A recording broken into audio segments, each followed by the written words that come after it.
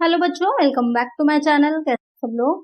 आज के वीडियो में मैं आप लोगों के लिए कॉर्पोरेट अकाउंटिंग यानी कि निगमी लेखांकन के एमसीक्यूज क्वेश्चंस लेकर के आई हूँ। मैंने पहले भी इस पर काफी वीडियोस अपलोड करी हैं, जिसकी चैनल पे एक अलग से प्लेलिस्ट बनी है, आप वहां से देख सकते हैं। लिंक आपको डिस्क्रिप्शन में मिल जाएगा।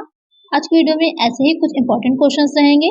आइए वीडियो को शुरू करते हैं, लेकिन शुरू करने से पहले जिन बच्चों ने सब्सक्राइब नहीं किया सब्सक्राइब कर लीजिएगा, फ्रेंड्स साथ वीडियो को शेयर कर दीजिएगा और वीडियो अच्छी लगेगी, हेल्पफुल होगी तो लाइक भी कर दीजिएगा। आइए शुरू करते हैं। फर्स्ट क्वेश्चन है, अंश आवेदन खाता डैश है, share application account is a dash, nominal, real, personal, none of these. तो जब हम बात करते हैं कॉर्पोरेट अकाउंटिंग की, तो वहां पर शेयर और डिबेंचर बहुत इंपॉर्टेंट हो जाते हैं। तो शेयर अकाउंट होगा किस तरह का अकाउंट, क्योंकि इससे पहले आपने पढ़ा होगा अकाउंटिंग के रूल में कि अकाउंट्स 3 तरह के होते हैं, पर्सनल होते हैं, नॉमिनल होते हैं और रियल अकाउंट होते हैं। तो जब हम बात कर रहे हैं शेयर एप्लीकेशन अकाउंट की, क्योंकि जितने भी एंट्रीज करते हैं हम आगे कितने भी तरह की अकाउंटिंग पढ़िएगा, तो ये बेसिक जो 3 आपके अकाउंट्स होते हैं वो चेंज नहीं होते। जितने भी तरह के हम एंट्रीज करते हैं उसी के ही अकॉर्डिंग करते हैं। तो यहाँ पर जो शेयर एप्लीकेशन अकाउंट होता है वो किस तरह का खाता होगा, किस तरह का अकाउंट होगा, वो हो जाएगा व्यक्तिगत खाता, पर्सनल अकाउंट। तो एक आंसर क्या होगा हमारा, ऑप्शन सी। नेक्स्ट क्वेश्चन है, भौतिक अंशों को इलेक्ट्रॉनिक प्रतिभूतियों में परिवर्तित करना डैश कहलाता है, conversion of physical shares into electronic securities is called dash, dematerialisation, price rigging, rematerialisation, none of these. तो क्वेश्चन में पूछ रहा है कि जो भौतिक रूप से यानी कि फिजिकली शेयर्स आपके पास होते हैं, जैसे कि किसी ने किसी कंपनी के शेयर्स लिए हैं तो वहां पर उसको शेयर के लिए सर्टिफिकेट मिलता है, एक प्रमाण पत्र मिलता है, अंश मिलते हैं। तो उनका भौतिक रूप से ना लेकर के अगर हम उन्हें इलेक्ट्रॉनिक रूप में चेंज करवा रहे हैं तो वो क्या कहलाता है। जैसे कि आज के टाइम में आप देख रहे होंगे सब कुछ ऑनलाइन हो चुका है, जितनी भी चीजें हम पेमेंट ऑनलाइन कर रहे हैं, हमारे पास प्लास्टिक मनी है हम उसका यूज करते हैं, कैश में बहुत कम ही चीजें रहती हैं। तो आज के टाइम में जो हमारे पास सर्टिफिकेट्स हैं या जो भी हमारे पास प्रमाण पत्र है या जो भी इम्पोर्टेंट डॉक्यूमेंट्स हैं वो सब भी हम ऑनलाइन ही रख रहे हैं। तो ये भी क्या होता है, जो भौतिक अंशों को इलेक्ट्रॉनिक प्रतिभूतियों में या इलेक्ट्रॉनिक सिक्योरिटीज में चेंज करवाना, तो इसमें भी यही चीज रहती है कि जो अंश होते हैं जब उनको हम भौतिक रूप में अपने पास ना रख करके, जो कुछ ऐसी कंपनीज होती हैं जिसे डिपॉजिटरी कंपनीज बोलते हैं, जो कि इस तरह की प्रतिभूतियों को जमा करती हैं, उनके पास ले जाते हैं और वो इसको इलेक्ट्रॉनिक उसमें कन्वर्ट कर देते हैं। जिस तरह से समझ लीजिए कि जैसे कि आप अकाउंट में अपने पैसे जमा करते हैं बैंक में और उसके लिए पासबुक पे एंट्री हो जाती है, अगर आपको किसी को भी देना है तो आप ऑनलाइन ट्रांसफर कर सकते हैं उसको, या साथ ही चेक के माध्यम से और भी किसी माध्यम से आप उसको ट्रांसफर कर सकते हैं किसी दूसरे के अकाउंट में। ठीक ऐसे ही इसमें भी रहता है कि हम जो डिपॉजिटरी कंपनीज होती हैं उनके पास अपने जो भी शेयर्स लिए हैं, डिबेंचर्स लिए हैं, उनके पास ले जाते हैं और वो इसे इलेक्ट्रॉनिकली चेंज कर देते हैं और उसके बाद हमारे पास इसकी एक स्टेटमेंट या एक विवरणी कहिए वो दे देते हैं। यही कहलाता है अभौतिकीकरण या फिर डीमटेरियलाइजेशन। इसमें रहता है कि अपने पास हम जैसे कैश में नोट रखते हैं, नोट ना रख करके हम क्या रख सकते हैं, बैंक में जमा करके एक अपने पास उसकी जो पासबुक है उसमें एंट्री करवा सकते हैं, या फिर जो प्लास्टिक मनी होती है इसके माध्यम से, या जो क्रेडिट कार्ड डेबिट कार्ड है ऑनलाइन ट्रांसफर करवा रहे हैं वो सब। ठीक उस तरह वैसा ही इसमें शेयर्स में भी रहेगा। ये कराना कोई कंपलसरी नहीं होता है, सिर्फ एक सुविधा की दृष्टि से, एक अपनी फैसिलिटी के लिए, अपने आसानी के लिए ये काम किया जा सकता है, क्योंकि तो जैसे जैसे हम डिजिटलाइजेशन की तरफ बढ़ रहे हैं तो चीजें भी डिजिटल हो रही हैं। तो ये क्या हो जाता है, इसे कहा जाता है डीमटेरियलाइजेशन। तो एक आंसर होगा हमारा ऑप्शन ए। नेक्स्ट क्वेश्चन है, ऋण पत्र जारी करने पर छूट का स्वरूप किस प्रकार का होता है, the form of a discount on issue of debentures is in the nature of dash, deferred revenue expenditure, capital loss, revenue loss, none of the above.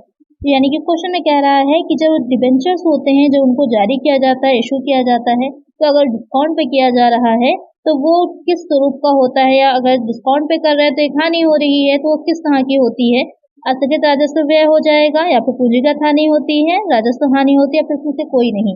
तो ये किस तरह की हानि होती है, क्योंकि कैपिटल है आपकी, जो डिबेंचर्स होते हैं जो कलेक्ट किया जाता है तो पूंजी ही होती है एक तरह से कंपनी के लिए, वो हो जाता है आपका कैपिटल लॉस।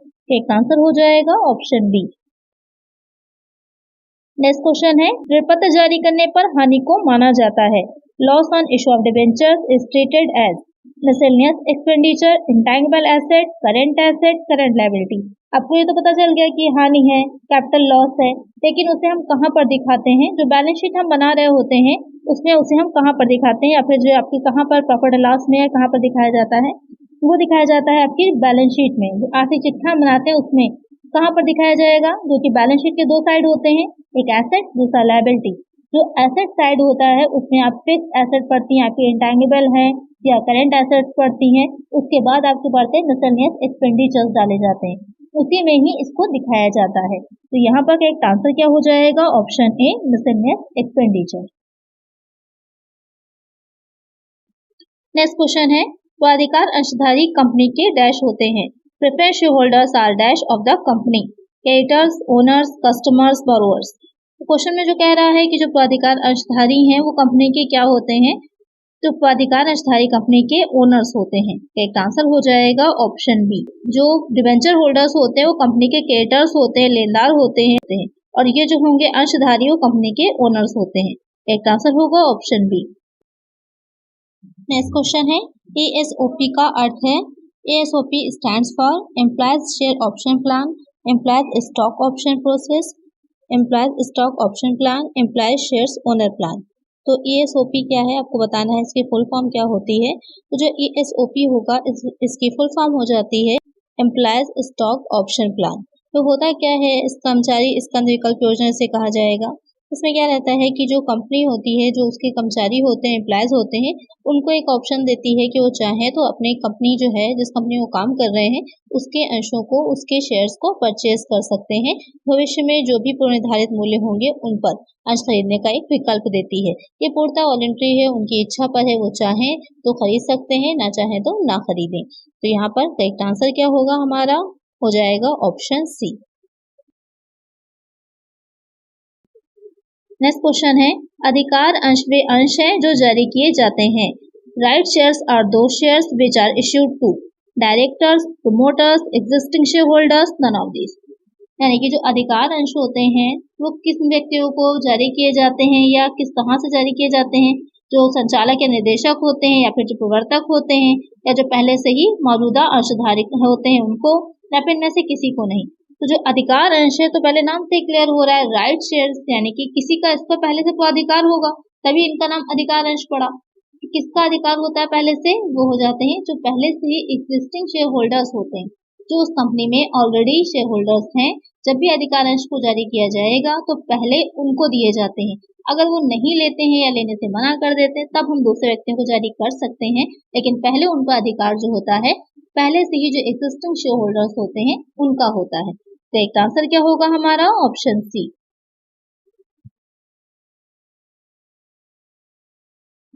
नेक्स्ट क्वेश्चन है, अंशों के पुनः जारी करने पर लाभ डैश में स्थानांतरित किया जाता है। The profit on ratio of shares is transferred to dash, journal reserve, capital reserve, profit and loss account, profit and loss appropriation account. तो यहाँ पर क्वेश्चन में आपसे कह रहा है कि जो अंश होते हैं, क्योंकि आपको पता होगा अंश होते हैं उस पर कॉल्स होती हैं। अगर किसी को कोई कॉल नहीं दे पा रहा है या पूरी नहीं कर पा रहा है जो शेयर होल्डर है वो, तो कंपनी अपने अंशों को फॉरफीचर भी कर सकती है, अंशों का हरण कर सकती है, अंशों को जब्त कर सकती है। उसके बाद जब्त कर लेने के बाद दोबारा से उन अंशों को रीइशू कर दिया जाता है, उन अंशों को दोबारा से पुनर्जारी किया जाता है। तो जब हम उसको दोबारा से जारी कर रहे हैं, दोबारा से रीइशू कर रहे हैं, उसके बाद उससे जो हमें प्रॉफिट अगर हो रहा है, उस प्रॉफिट को हम कहाँ पर ट्रांसफर करते हैं, अपने किस अकाउंट में ट्रांसफर करते हैं या किस रिजर्व में वो जाता है? तो यहाँ पर वो किस में जाएगा?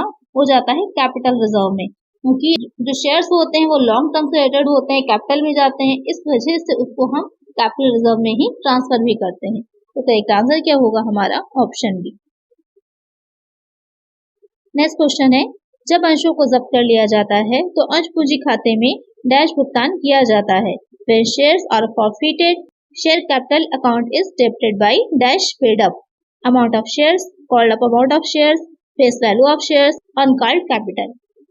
तो क्वेश्चन में कह रहा है कि जब शेयर्स को, जो अंश होते हैं, उनको हरण कर लिया जाता है, उनका फॉरफीचर कर लिया जाता है, तो वहां पर जब हम एंट्री कर रहे होते हैं, जो शेयर कैपिटल अकाउंट होगा वो कितने अमाउंट से या किस अमाउंट से डेबिट किया जाता है?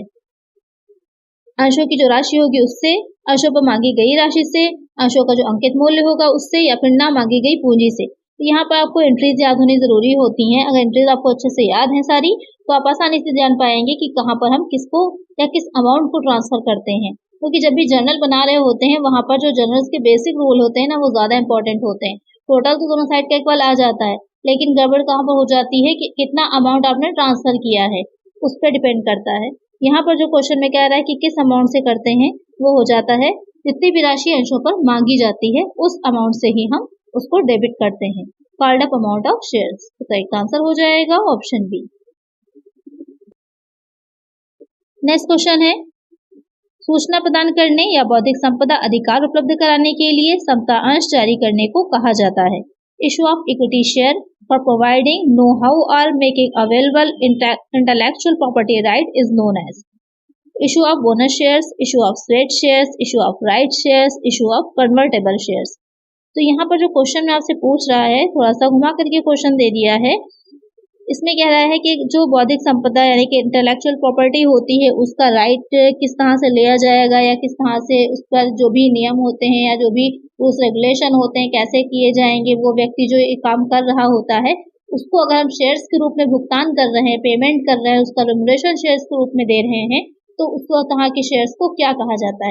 तो वो हो जाते हैं स्वेट शेयर्स या फिर स्वेट अंश। तो आपने पढ़ा होगा स्वेट अंश जो जारी किए जाते हैं किसको किए जाते हैं, जो प्रमोटर्स होते हैं उनको कभी कभी रेम्युनरेशन के बदले में दिया जा सकता है, या इंटेलेक्चुअल प्रॉपर्टी जो है दिला रहा है उसको दिए जा सकते हैं। तो यहाँ पर करेक्ट आंसर हो जाएगा ऑप्शन बी। नेक्स्ट क्वेश्चन है, जब्त किए गए अंशों का शेष है। Balance of forfeited share is revenue reserve, capital reserve, secret reserve, security premium.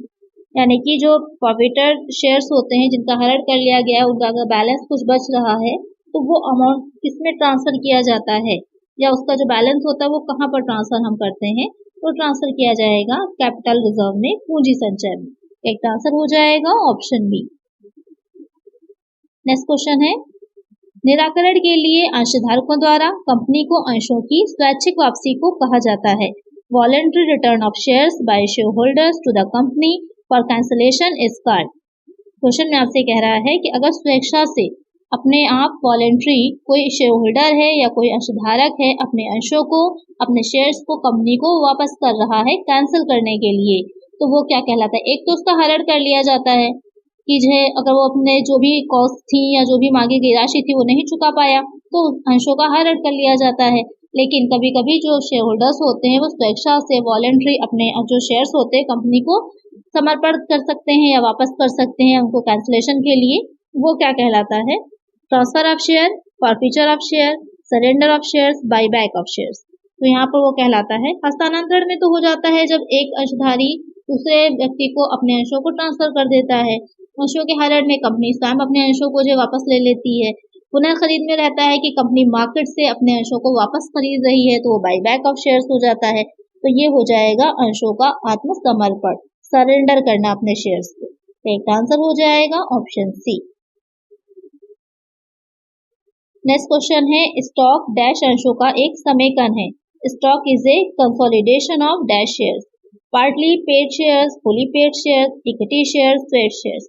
Question में कह रहा है जो स्टॉक होता है, आपने स्टॉक के बारे में पढ़ा होगा, जो अंशों की डिफिनेशन दी जाती है वहाँ पर शेयर्स में स्टॉक को भी शामिल किया जाता है। तो किस तरह के शेयर्स होते हैं जिसको हम स्टॉक में परिवर्तित करवा सकते हैं? तो पूर्वदत्त शेयर्स जो होते हैं, जो फुली पेड अप शेयर्स होते हैं, उनको भी हम स्टॉक में कन्वर्ट कर सकते हैं। और अगर आपके पार्टली पेड है तो उनको हम ट्रांसफर नहीं कर पाएंगे या कन्वर्ट नहीं कर पाएंगे स्टॉक में। तो एक आंसर क्या होगा हमारा? वो हो जाएगा option B, fully paid up shares. Next question है, स्वाधिकार अंशधारक डैश के निश्चित दर के अधिकारी हैं। Preference share holders are entitled to a fixed rate of dash, interest, dividend, coupon, capital.